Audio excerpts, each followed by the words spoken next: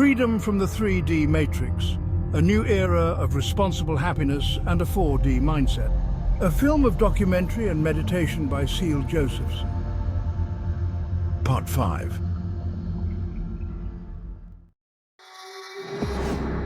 Transcending 3D to 4D. After getting accustomed to the 3DS and 3DO practice, we are now ready to take one step further into the realm of four-dimensional awareness. Imagine for a moment a flat two-dimensional world inhabited by beings who can only perceive length and width. Their entire reality is confined to this flat surface, and the concept of height is beyond their comprehension. Now imagine a three-dimensional object like a sphere passing through their world, like squeezing an orange through a flexible layer. On the level of the two-dimensional layer, beings would only perceive the skin of an orange passing through their world as a series of changing two-dimensional shapes, a circle that expands and then contracts, appearing and disappearing mysteriously. We, as three-dimensional beings, can easily grasp the limitations of this two-dimensional perspective. We can see the 3D orange in its entirety and understand what's happening in their 2D world, while the 2D beings have no idea how a 2D circle could appear out of nowhere, expand, contract, and then disappear again. Similarly, exploring four-dimensional space-time invites us to consider the possibility that our three-dimensional perception of reality is just a limited glimpse of a grander four-dimensional reality. Our habitual consciousness, conditioned by the three-dimensional world, tend to perceive time as linear, a straight line from past to present to future. Still, what if this perception of 3D and the time that applies in it is just an illusion, a product of our limited 3D consciousness? Would it be ridiculous to consider that a 4D mind we may also call 4D space-time emanates several 3D worlds, universes, each of which has an intrinsic nature of change we call time? How would it feel to experience 4D space-time in a holistic, multidimensional way? What would it be like to intuitively know everything that has ever happened at any time in this or other 3D universes? How would we feel like if the limitations of this 3D world fell away, allowing us to envision and manifest anything useful for people by playing with the laws of 3D nature from a 4D perspective? How would we feel if we could shape reality in such a boundless way? Quantum physics suggests that this is the nature of reality. Whether we experience it as such is entirely up to us. It ultimately depends on our enthusiasm for engaging in mental practices. What to do then to get more familiar with the 4D nature of our minds? We have already understood through our analysis of 3D space that it connects and manifests everything. Now we take a further step and aim to comprehend 4D space-time. The key to unlocking 4D space-time is realizing that the perceiver who analyzed and understood the nature of 3D is also space-like. This self we believe to be independently existent, no matter whether we like our current body or not. The me, or I, the ego we imagine as a solid entity, somehow separate from space, is merely an illusory thought within our habitual 3D consciousness. It's a thought we've become accustomed to, but can now release. The thought of I is just that, a thought. When we think of me or you, it's merely a concept with no lasting essence behind it. There is no truly enduring entity we can call I. It's simply a habit we've formed. So let's try this. Let's think the word I. Do we recognize that this is just a thought? No matter what concept we pair with it, it's still just a thought, isn't it? From our previous discussions, we already know that our true nature is the self-radiant, limitless, all-knowing 4D awareness that emanates 3D contexts while penetrating and being aware of them. So why would we keep deceiving ourselves with associating something with the word I when there's nothing lasting behind it? Nothing is truly lasting except the 4D space-time nature of our minds. And this is the nature of everyone's mind. The movie screen is not being split up to several small movie screens, and the depth of the ocean below the individual waves is the same water, H2O everywhere. The idea of a you and me that we call dualistic view are mere 3D conceptual illusions in this 4D awareness. The waves of the ocean appear and disappear, but the ocean that gives birth to them, the water itself, the H2O that permeates every wave, remains the same everywhere.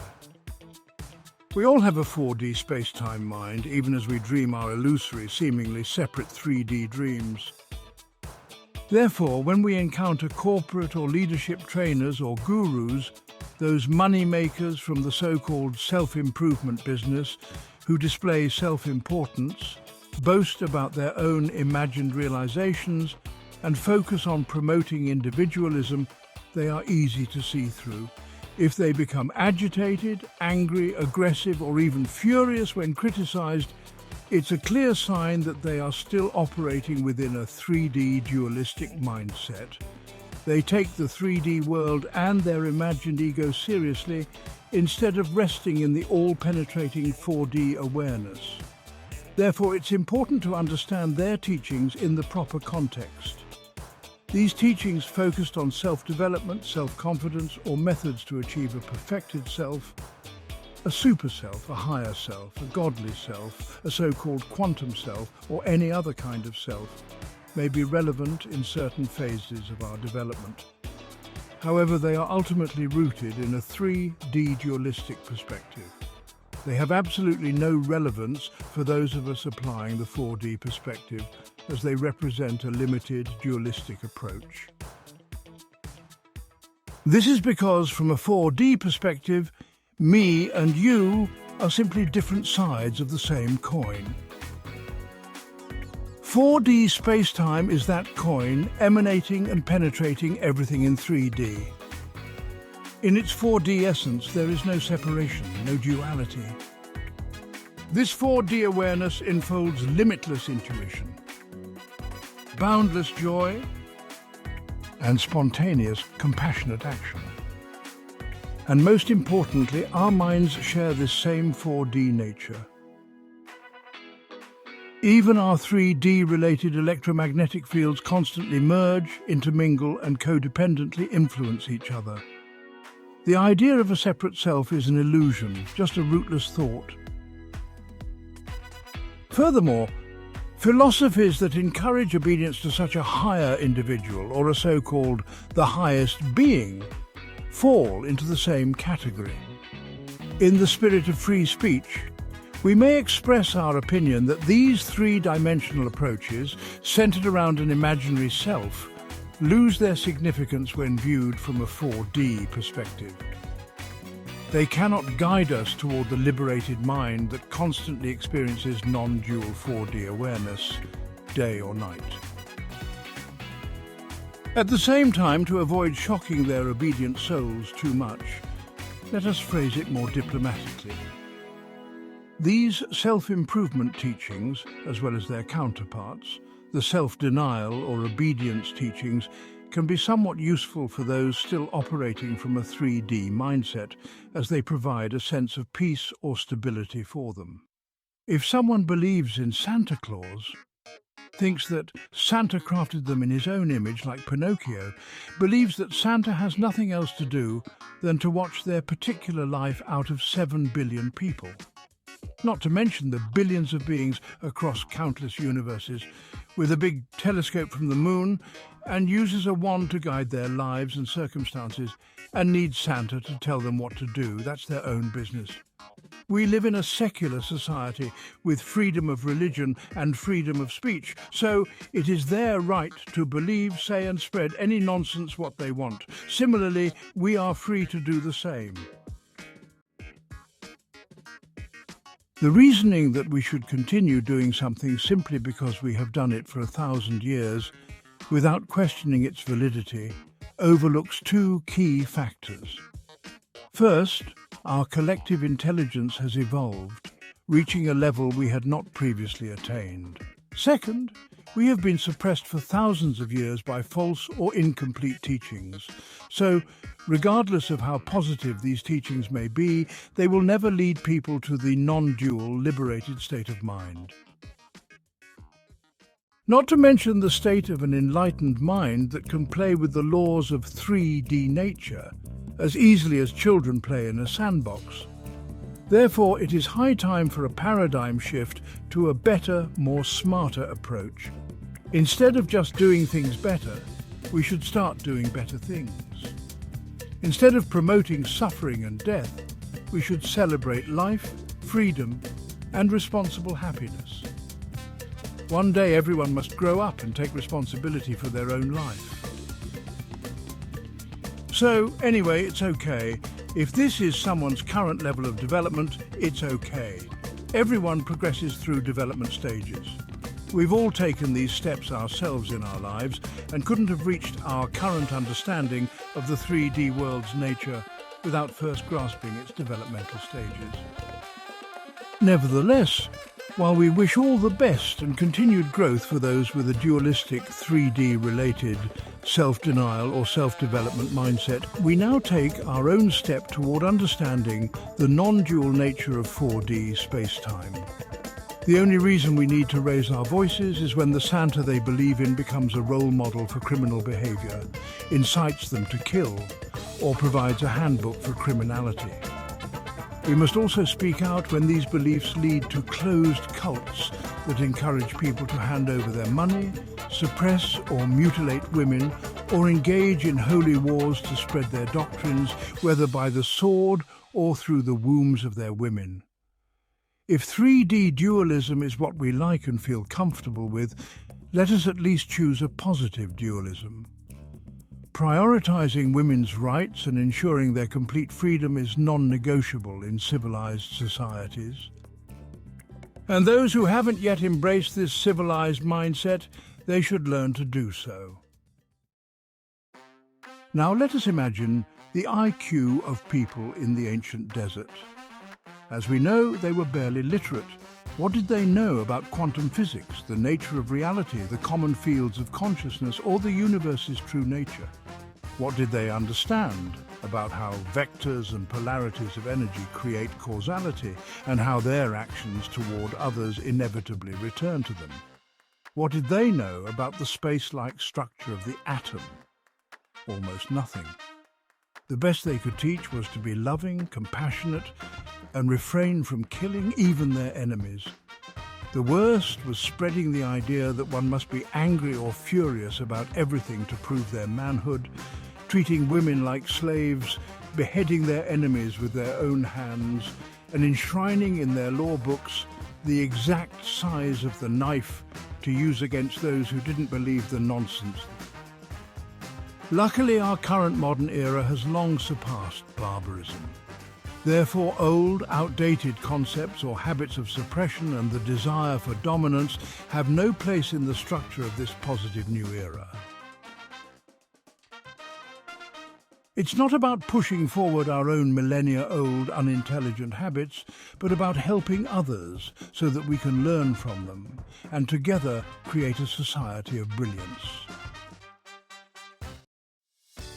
Actually, the shift towards positive values is central to the socio-psychological method introduced by Claire W. Graves and later further developed by Donnie Beck, known as spiral dynamics. This approach can analyze and suggest steps for improving the development of individuals, groups, organizations, and societies. In this context, it's crucial that we first understand, agree upon, and take seriously what constitutes positive values. Spiral dynamics doesn't provide a rigid set of commandments, like the Ten Commandments, but rather offers hundreds of similar values as friendly advice or recommendations to learn from. Without a commonly agreed upon list of positive values, no group, organization, community or society has a solid foundation, making growth impossible, much like trying to build a structure without a stable base. Therefore, when we build our new society, we start by agreeing on the positive values associated with each phase of development on the spiral. It's also a perfect substitute or an upgrade to the Ten Commandments. If you want to know more about positive values, look up and learn about spiral dynamics.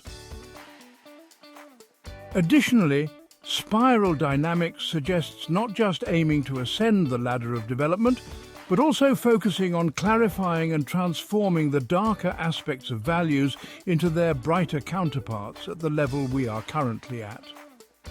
However, spiral dynamics extended, elaborated by C.L. Josephson, focuses not on elevating 3D consciousness to a higher complexity, but on transitioning from the matrix of 3D values to the freedom of 4D understanding. No matter where we currently are in our worldly development, when we keep the mindset that everything is 4D-like, that everything emerges, penetrated by, plays around and disappears back to 4D space-time, it frees us from the matrix of 3D concepts. The only thing that is constant and unchanging is the 4D nature of our minds. This is what we can rely on. For those of us ready to grow beyond 3D dualism, it's time to embrace the limitless, unchanging and joyfully fearless state of 4D awareness. How would it be to be able to continuously experience it? So it's time to shift our fundamental perspective and view everything through the lens of 4D space-time. Checking 3D from 4D, the 4DS practice.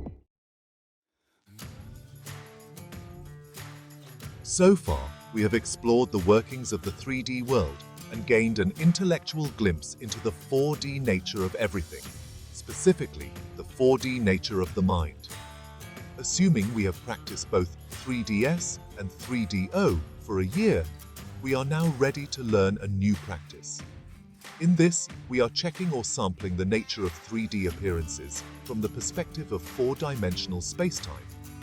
This mental practice is called 4DS, which involves familiarizing ourselves with and stabilizing our view of the 4D spacetime, making it a constant aspect of our awareness. The practice has two major parts: maintaining the view that everything is 4D spacetime in our everyday lives, and occasionally or regularly sitting down to engage in mental practice in the laboratory of our minds to gain greater efficiency and stability in this perspective. So, how do we do this practice?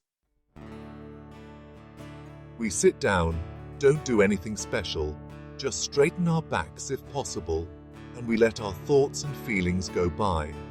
We are simply being aware. After our thoughts slow down, we call to mind that everything, including our thoughts, are 3D-like holographic illusions in a 4D space-time. We gradually see everything that we experience being penetrated by this nature. Everything starts to look hollow, like a holographic dream, a big illusion, and we remember the qualities of 4D space-time. Then comes the actual practice. First, we just rest in 4D space-time. Then, while resting in that, we allow our sensory impressions to reveal their sensory impulses. We let thoughts, emotions, feelings, sounds, colors, forms, smells, or any kind of impulses appear. Initially, we simply hold the view of 4D space-time without focusing on these impressions. Now, however, we examine them one by one from the perspective of 4D view. This means that while examining the nature of 3D phenomena, we are holding the 4D view. Instead of staring into them continuously, we sample them, Look into their essence one at a time, taking a brief glimpse into their nature. We check if there is anything lasting within them, examining if they have any size, shape, color, form, origin, and destination.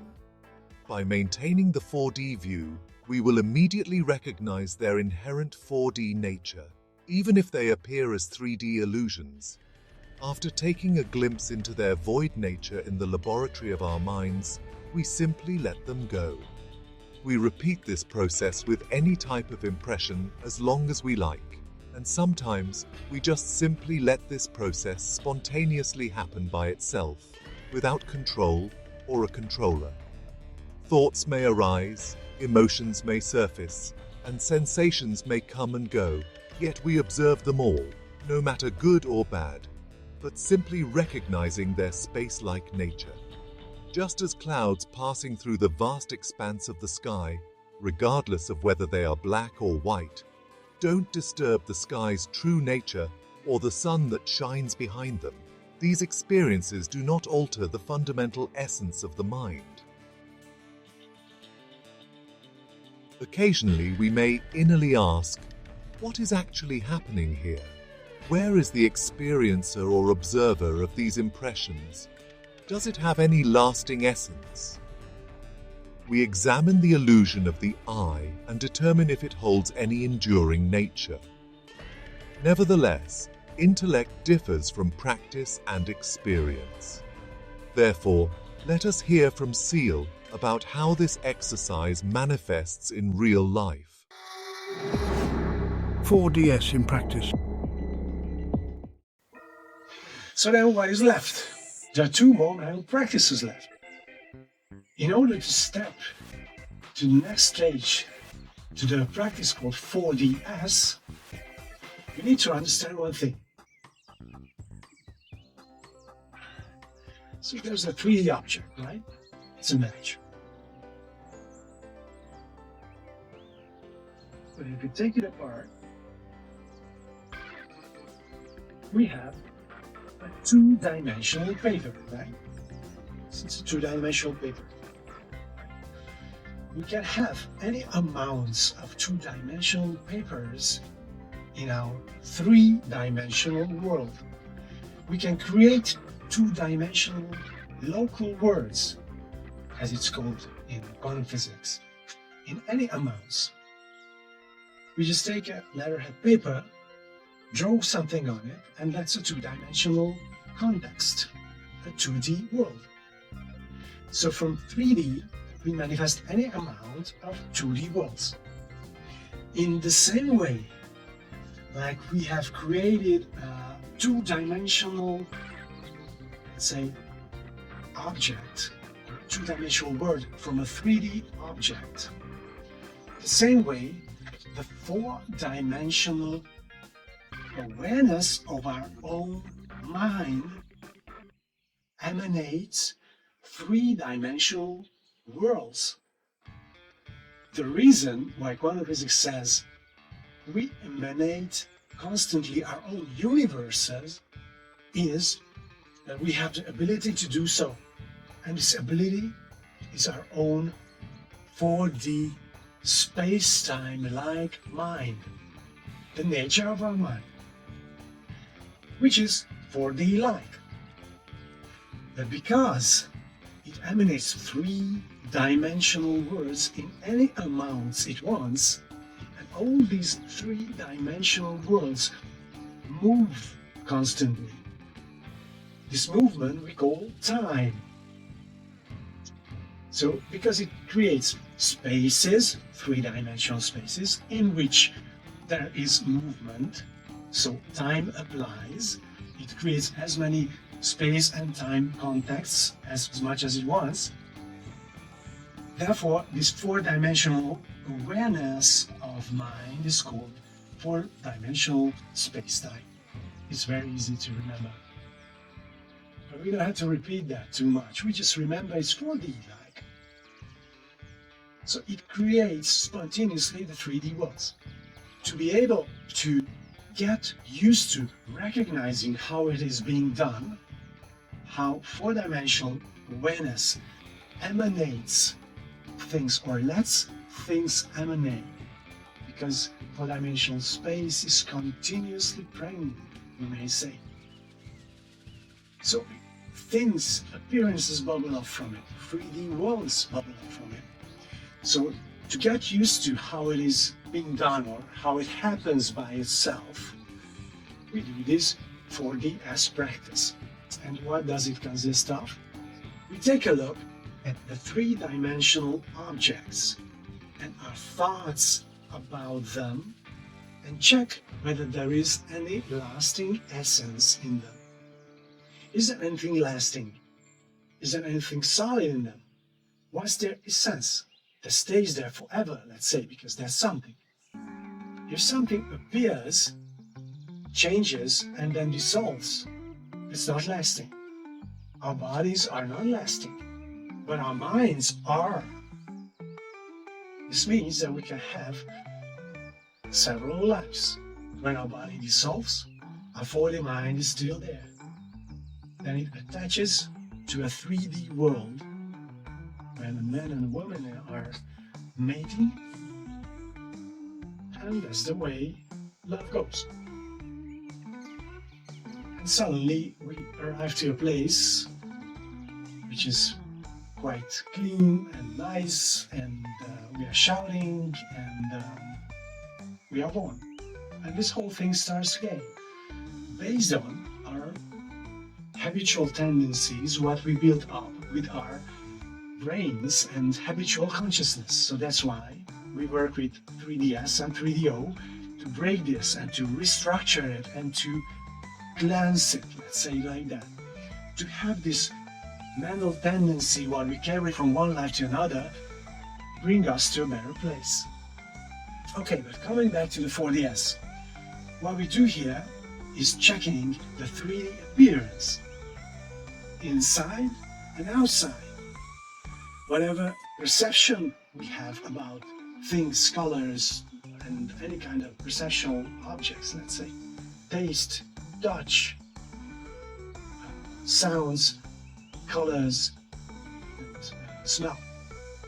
So whatever we experience, we can analyze and call to mind and think about, or look into its nature for a moment. Does it have any lasting essence, or it's also space-like, like 4D space-time? And at the same time, what we do is to check our thoughts. Does the thought that I have to go to buy milk have any lasting essence, or it just appeared? It was there for a few moments, and then it disappeared. So when we start to do this and work with outer and inner impressions and feelings, does this jealousy I have now, is it real? Where is it? What size does it have? What color does it have? What taste does it have? And so on. There is no lasting sense in feelings. Pride. I'm the most successful, or I'm the smartest of all. Anger. When people's face gets really red and they look funny when they are angry because they want to have their right and so on. Greed. When we really want to grasp something and we cannot let it go and so on. Attachment. So these are just mere illusions in the 4D space of our minds.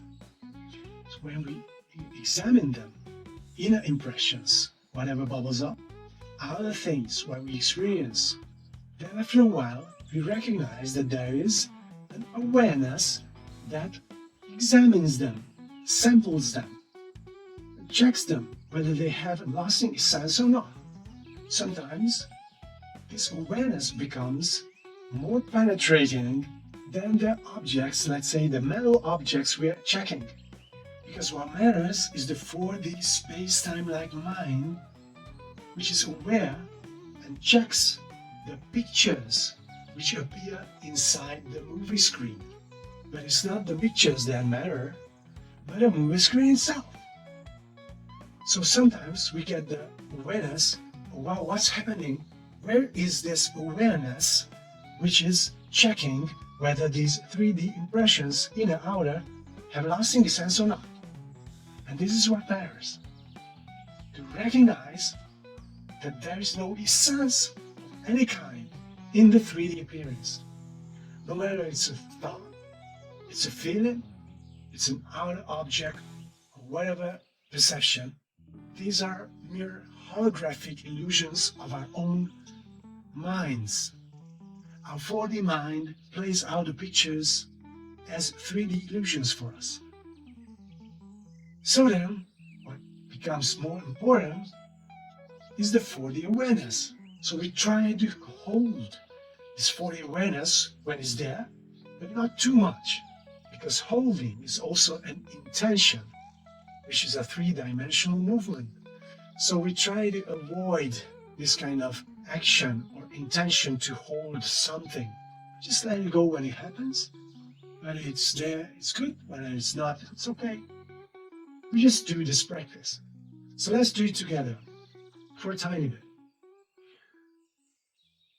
Let's think about a pink elephant.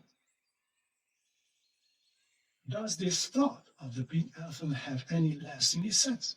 Or it just appears, plays around, and disappears?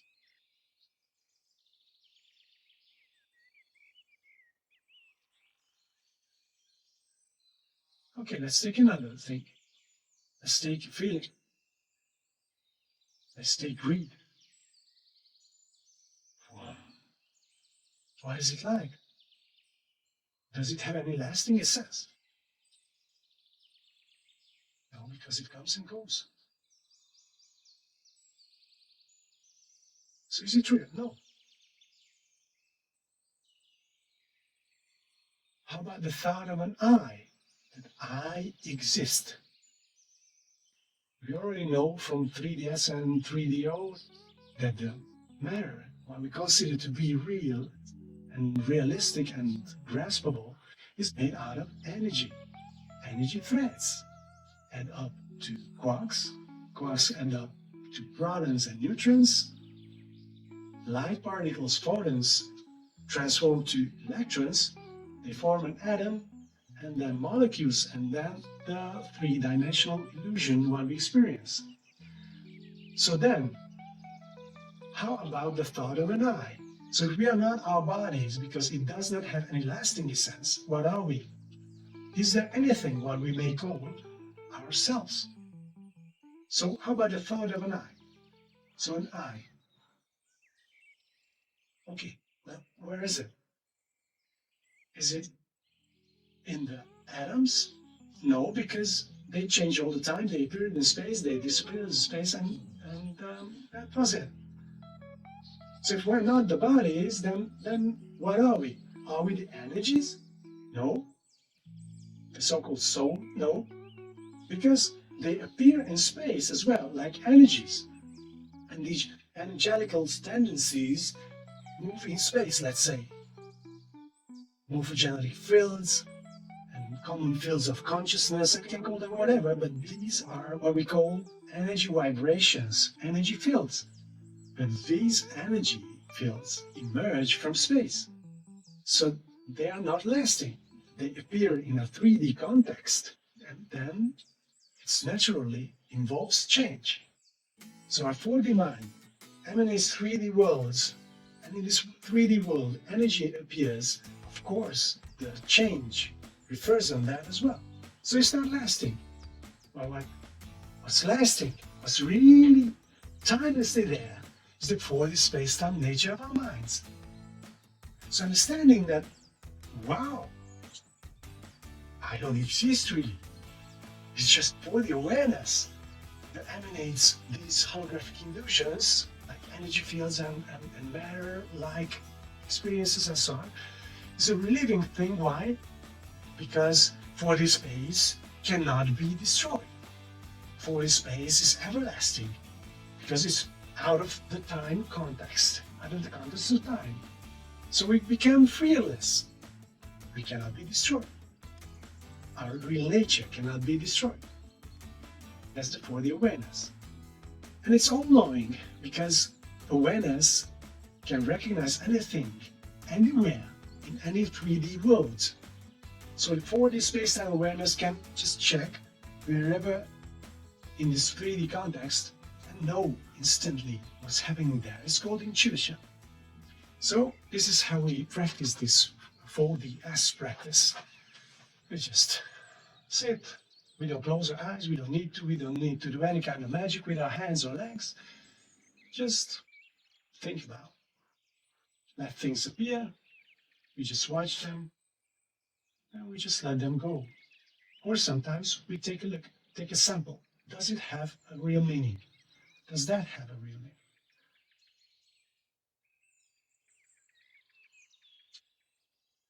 And slowly, we try to shift this to a more spontaneous setup where we don't have to check, but mind recognizes its clarity nature, we can call it, its appearance nature.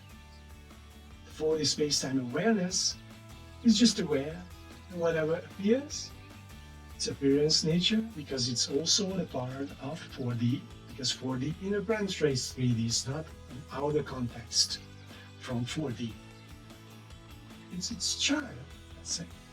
So, it's just aware, it just sees whatever appears. And we try to make it a spontaneous process. So this was 4DS.